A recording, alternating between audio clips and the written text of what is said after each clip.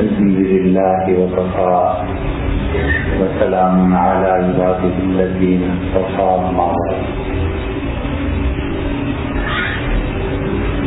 اللہ تعالیٰ نے حضرت شعیب علیہ السلام کا تذکرہ فرمایا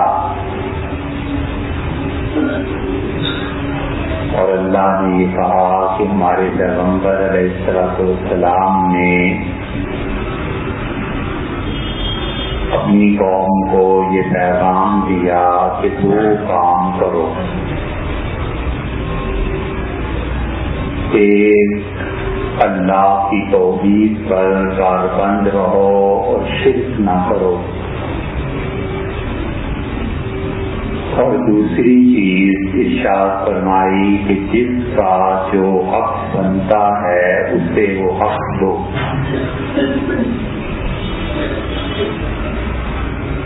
اور یہ جو جملہ اللہ تعالیٰ نے فرمایا کہ ہر ایک کو جو بھی معاف تول ہے اس میں کمی نہ کرو، تو یہ جس طرح مادی اشیاء کے متعلق حکم ہے اسی طرح یہ حکم اخلاقیات کے بھی متعلق ہے. جس کو سزا ملنی چاہیے اسے سزا دینی چاہیے، جس کی تعریف ہونی چاہیے اس کی تعریف کرنی چاہیے.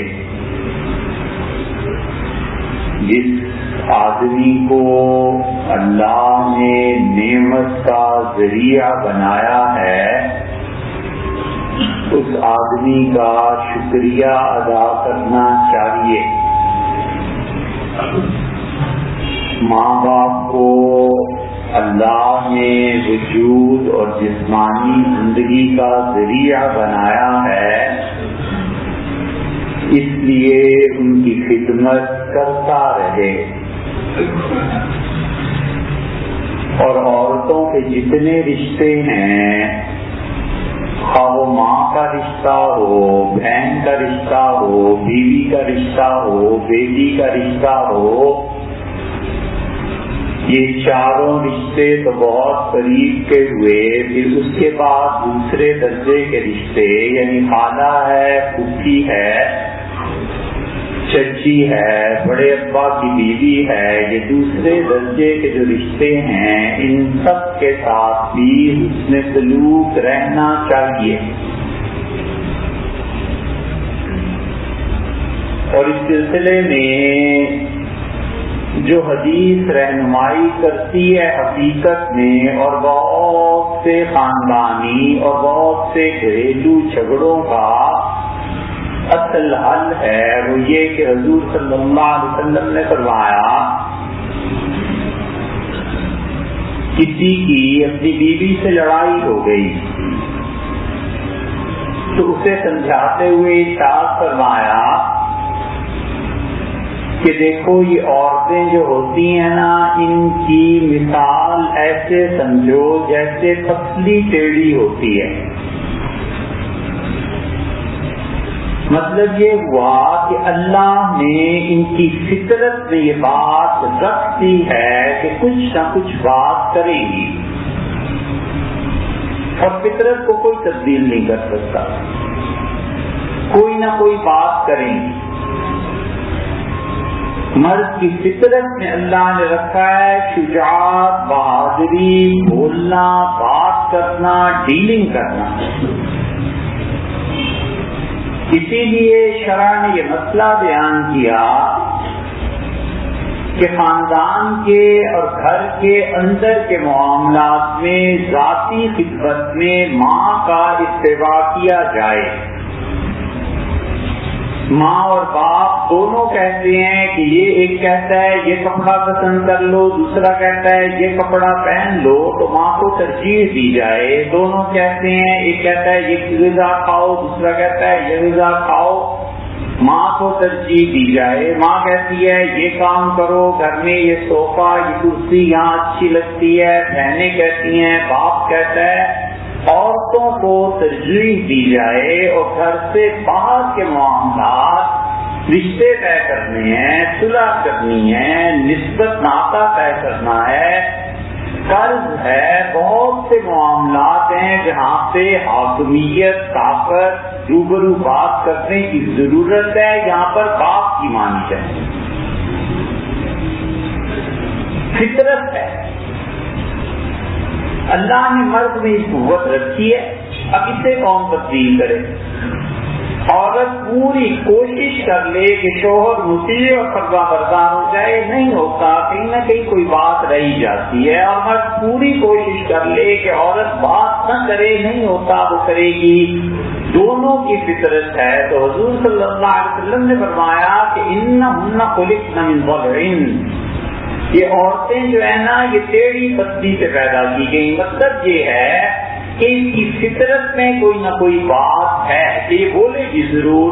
اور فرمایا انسا کننا، تم کسی عورت سے ساری زندگی نیکی کرتے رہو، ماں ہے ساری زندگی نیکی کرتے رہو، بیوی ہے ساری زندگی اس کے فرما بردار بن کے بھی رہو۔ تو حضور صلی اللہ علیہ وسلم فرمایا جب کوئی موقع آئے گا یہ کہے گی واللہ ما وجدت منک خیر، تو خدا کی قسم جب سے اس گھر میں آئی ہوں نا آج تک سکھ کا سانس دی، آج تک ایک دن اچھا نہیں گزرا میرا، تو اس گھر میں یہ ہے اور اس گھر میں یہ ہے۔ فرمایا یہ ان کی فطرت میں شامل ہے، اس کا جواب نہیں دینا، چپ رہو، فطرت ہے، بالکل صحیح ہے۔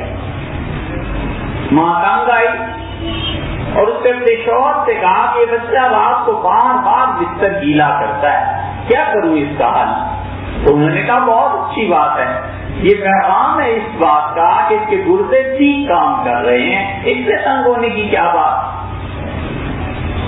تو آدمی کسی بات کو مثبت پہلو میں لے لے، اور یہ حدیث یاد رکھے کہ حضور صلی اللہ علیہ وسلم نے بتا دیا تھا کہ کچھ نہ کچھ کہتی رہیں گی، چپ ہو جائے گی، بس ٹھیک ہے یہ اپنی فطرت کے مطابق ہے، اگر یہ نہ بولے تو اپنی فطرت سے ہٹ کے بات کرے گی، اس پہ غور کرنا چاہیے، یہ تو فطرت کے مطابق ہے، بالکل ٹھیک ہے۔ اس لیے اللہ نے کہا ہر ایک کو اس کا حق پورا ملنا چاہیے، اور اسی لیے فرما دیا وہاں پہ کہ شعیب علیہ السلام نے اپنی قوم سے کہا کہ لوگوں مادی چیزیں ان میں ماپ تول میں کمی نہ کرو، اور مفسرین نے اسے توسیع دے کر کہا کہ اسی طرح انسانی اخلاقیات بھی ہیں جن بچوں پہ غصے کا اظہار ضروری ہے، مصنوعی طور پر غصہ غالب کر کے لے آئے، جن بچوں کو جن کی تربیت ذمہ ہے اگر 2-4 دن ناراض رہنے سے اس کی طبیعت پہ فرق پڑتا ہے تو 2-4 دن اپنے جذبات پہ قابو کر کے ناراض ہو جائے تاکہ اسے پتہ چلے کہ کوئی اس کے سر پہ چھوٹا بڑا ہے، کوئی تمیز ہونی چاہیے، کوئی دائرے میں رہنا چاہیے، اور جہاں پتہ ہو کہ اس ناراضگی کی کسی کو پرواہ نہیں ہوگی وہاں اسے جہنم کی آگ سے بچانے کے لیے دوسرے پہلو کو اختیار کر لینا چاہیے، اور وہ نرمی ہے، محبت ہے، پیار سے سمجھا دینا ہے اور توڑ پیدا نہ کرنا ہے۔ جب لوگ ٹوٹ جاتے ہیں تو معاشی مسائل میں بھی مبتلا ہو جاتے ہیں، جب لوگ ٹوٹ جاتے ہیں تو معاشرتی مسائل میں بھی مبتلا ہو جاتے ہیں، جب خاندان بکھر جاتے ہیں تو آہستہ آہستہ یہ شگاف جو جڑ میں پڑا تھا اس درخت کی چوٹی تک درخت کو چیر کے رکھ دیتا ہے، آہستہ آہستہ یہ افتراق اور انتشار امت کو توڑ کے رکھ دیتا ہے۔ لڑائیوں میں اتنی نقصان ہو جاتے ہیں کہ پھر آدمی اسے پورا نہیں کر سکتا۔ ایک یورپی مصنف نے خلافت راشدہ پر بحث کی اور جو غلط باتیں لکھی ہیں تو غلط ہے، اور وہ کہتا ہے کہ اس پہ شکر ادا کرنا چاہیے کہ مرکز میں سیدنا علی اور معاویہ رضی اللہ عنہ کی آپس میں جنگ ہو گئی، اور اگر وہ جنگ نہ ہوتی تو اسلام جس قوت اور شدت کے ساتھ اٹھا تھا سیدنا عمر رضی اللہ عنہ کے زمانے سے سیدنا عثمان رضی اللہ عنہ کے دور، یہ 20-25 سال بنتے ہیں، 22 برس، تو اسے لکھا ہے 22 برسوں میں جس تیزی سے علاقے فتح ہوئے ہیں، اگر وہ جنگ نہ ہوتی اور یہ فتوحات برابر جاری رہتی تو سوائے امریکہ کے پوری دنیا مسلمان ہو جاتی، کیونکہ امریکہ اس وقت تک پہنچ کوئی نہیں سکتا تھا، باقی پورا یورپ اسلام کی لپیٹ میں آ گیا۔ اس لیے اللہ نے منع کیا کہ چھوٹا اپنی حدود میں رہے، بڑا اپنی حدود میں رہے، فرمایا ہر ایک کو اس کا حق دو۔ اسی لیے منع کیا رسول اللہ صلی اللہ علیہ وسلم نے اپنی جان پر ظلم کرنے سے، فرمایا آنکھوں کا حق بنتا ہے نیند پوری کرو، فرمایا نفس کا حق بنتا ہے کھانا جتنا کھانا چاہیے اتنا دو، فرمایا جو تمہارے پاس آتے ہیں ان کا حق بنتا ہے انہیں ٹائم دو۔ ایک ایک چیز کے متعلق فرمایا کہ ہر چیز کو اس کا حق ملنا چاہیے۔ دو باتیں الٹی ہو گئی، ایک تو یہ کہ لوگوں کو شریعت تلقین کرتی ہے کہ اپنے فرائض پورے کرو، اور مغربی معاشرہ ہر جگہ ایجوکیشن ہے کہ ہمارے حقوق پورے کرو، شریعت کہتی ہے اپنے فرائض پورے کرو، یہ ہے راستہ۔ وہ کہتے ہیں حقوق کے لیے احتجاج کرو، یہ ہے راستہ۔ حقوق کے لیے احتجاج کرو، اسٹوڈنٹ یونین بن گئی، ٹریڈ یونین بن گئی، جلوس نکلے، جلسے ہوئے، اے سی کو ہٹا دو، سیکٹری نے یہ کر دیا، تھانے نے یہ کر دیا، اور اس کی بجائے اب ان سے کوئی پوچھے کہ تم جو احتجاج کر رہے ہو تم نے اپنی ذمہ داریاں کتنی پوری کی ہیں، تم پہ ماں باپ نے خرچ کیا تھا، تم کتنا پڑھے، کتنے نمبر لیے، اس کی طرف دھیان نہیں اور احتجاج کرو کہ ہمیں حقوق ملے۔ شریعت کہتی ہے ہر آدمی اپنے فرائض پورے کرے، خود بخود دوسروں کے حقوق ادا کرے۔ ایک بات، اور دوسرے یہ جو حقوق کا ارشاد فرمایا کہ ہر ایک کا حق بنتا ہے، فرمایا کل ذی حق حقہ، ہر ایک کا جو حق پہنچانا ہے وہ پہنچاتے رہنا۔ حضور صلی اللہ علیہ وسلم نے یہ جو حقوق کی بات کی ہے یہ تمام انبیاء علیہ السلام میں رہی، انہوں نے کہا لوگوں کو ان کا حق پہنچاتے رہنا تاکہ کسی کو شکایت پیدا نہ ہو، معاشرے میں امن قائم رہے، خاندان میں امن قائم رہے۔ اس لیے یہ حقوق اور فرائض کی قید حضرت عبداللہ بن عمر بن العاص رضی اللہ عنہ کو فرمائی، اور انہوں نے فرمایا تمہاری آنکھوں کا بھی حق بنتا ہے۔ تو ہندوؤں کے اثر سے جتنی نفس کشی کے طریقے شریعت میں داخل کیے گئے ان کے بڑے مضر اثرات برآمد ہوئے اور وہ بہت نقصان دہ چیزیں ہو گئی۔ ہندوؤں کے ہاں تھا کہ اتنی رعایت کرو، مثلا 18 دن کھانا نہیں کھانا، 20 برس تک کپڑے نہیں بدلنے، 10 برس تک نہانا نہیں ہے۔ شریعت نے ساری کی ساری مشقتوں کو ہٹا کے سیدھی سی بات کہی کہ سنت کا اتباع ہو، اور سنت کا اتباع زندگی میں اتنا دشوار ہے کوئی کر کے دیکھے تو پتا چلتا ہے کہ سنت پہ آج کل عمل کرنا، اس کے مطابق زندگی گزارنا بعض اوقات ہاتھوں میں زندگی میں انگارے تھام دینے کے مترادف بن جاتا ہے، اتنی پریشانی ہو جاتی۔ یہ ساری چیزیں حضور صلی اللہ علیہ وسلم نے فرمایا لوگوں کو کہو وہ کھیلیں اور کودیں، یعنی جس زمانے میں جو کھیل شریعت سے نہیں ٹکراتے ہیں انہیں اپنا۔ فرمایا مجھے بڑا برا لگتا ہے کہ تم لوگوں کو حد سے زیادہ پابند کر دو، ٹائٹ کر دو، اور لوگ یہ کہنے لگے کہ محمد صلی اللہ علیہ وسلم کی شریعت سے بڑی تنگی۔ منع فرمایا اس بات کہ جو چیزیں ہیں اور لوگ تصریحات میں دلچسپی لیتے ہیں کوئی حرج نہیں، فرمایا بالکل انہیں آزادی دو اور اجازت دو، اس لیے کہ ان کے نفس کا حق بنتا ہے۔ نیند پوری کرنے کے متعلق ارشاد فرمایا، اسی لیے فقہا نے لکھا ہے کہ اگر کوئی آدمی سو رہا ہے اور نیند میں شدید نیند کی وجہ سے اس کی نماز قضا ہو گئی تو امید ہے اللہ کے یہاں اس سے پوچھ نہیں ہوگی۔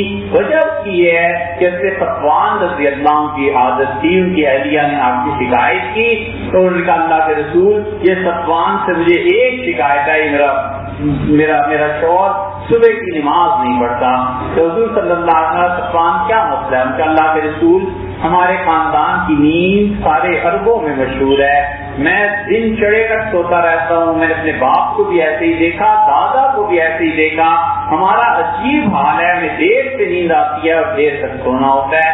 حضور صلی اللہ علیہ وسلم دیکھو گناہ تو اس سے ہے جو جاگ رہا ہے اور نماز نہیں پڑھ رہا، اور جو سو رہا ہے پھر اس کے لیے ایسی بات نہیں ہے، تو پھر تمہاری جب آنکھ کھلے تو نماز پڑھ لیا۔ یہ فرمایا تم نماز پڑھ رہے ہو اور تمہیں شدید نیند آنے لگے تو نیند پوری کر لو پھر نماز پڑھنا، ایسے نہ ہو۔ وہ عرب تھے نا، اپنی زبان میں دعا مانگتے تھے نا عربی میں، فرمایا ایسے نہ ہو کہ نماز میں تشہد میں آخری مرحلے پہ دعا مانگنے کی بجائے سلام سے پہلے تم اپنے لیے بدعا کا کوئی جملہ کہہ دو، نیند پوری کرو پھر نماز پڑھ لینا۔ ہر ایک چیز کا حق دیا۔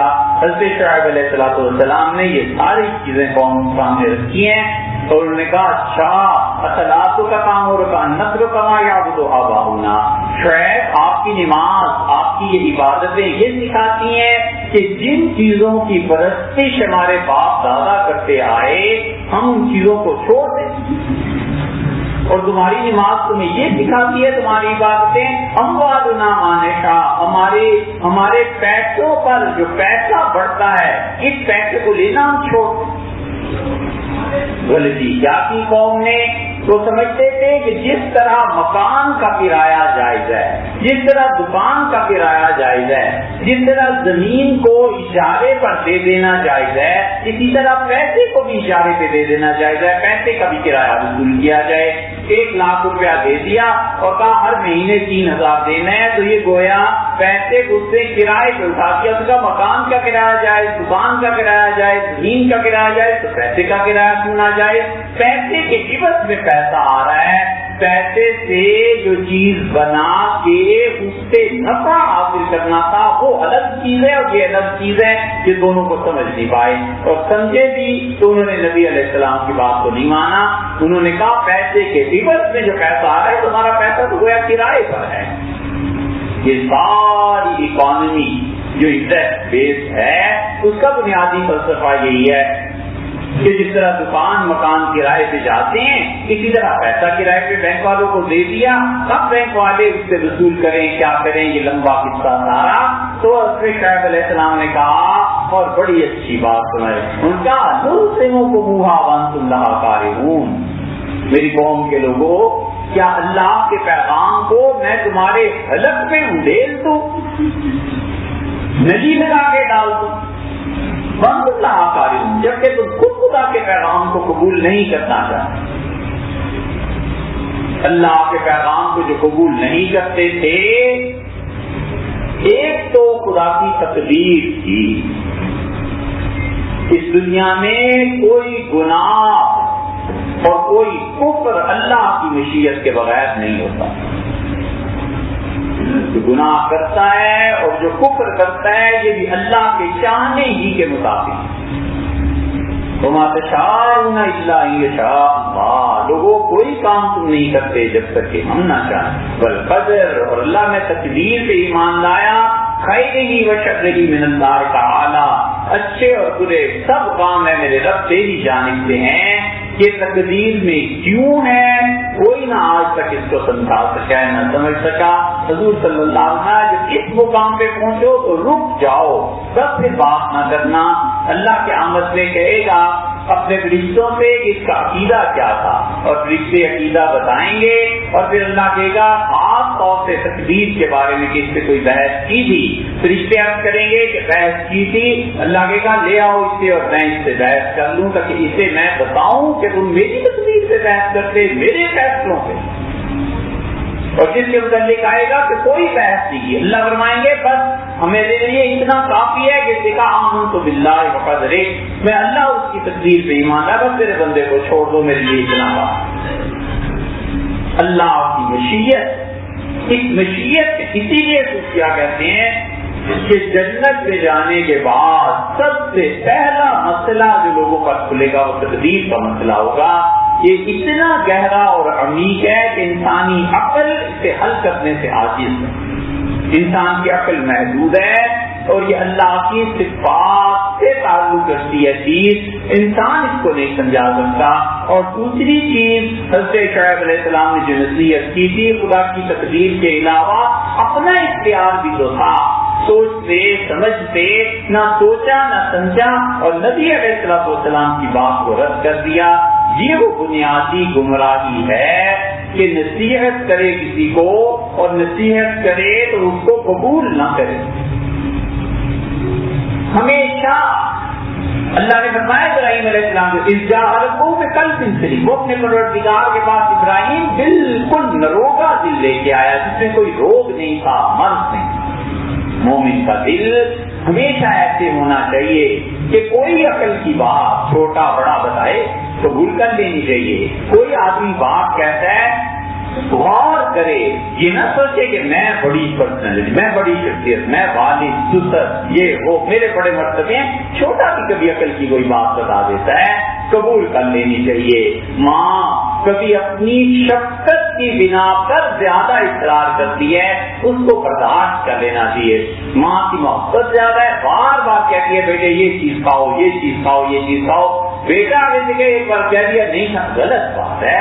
بات یہ ہے کہ اس کی محبت اسے مجبور کرتی ہے کہ بچے کو اچھی سے اچھی چیز دے. باپ کی محبت مجبور کرتی ہے کہ اپنے بیٹے کو اچھے حال میں دیکھے، بیٹی کو اچھے حال میں دیکھے. اس سے بے ادبی کی بجائے یہ سمجھ لینا چاہیے کہ اس کی محبت مجبور کر رہی ہے.